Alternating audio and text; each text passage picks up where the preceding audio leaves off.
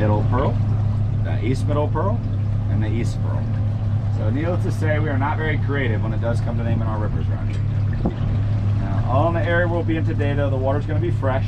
As you do get closer to the mouth of the river, it will turn into a brackish water down there.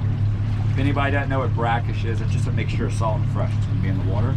But they'll just vary a little bit from the fish swimming around up here compared to the one, swimming around down there. So I'll tell you all about that once we get down the river a little bit, okay? Now, in just a second, we are going to get up on the throttle and head on down. So when we do, y'all watch hats, glasses, anything you do not want to fly off your head. Although that is a little hard to get that back. You're not taking any pictures by the rail too, like with your phones and your cameras. You have a good hold on this. Because if that goes in, we're definitely not getting that back. Not a good way to start her in that vacation by any means. So we don't want that happen.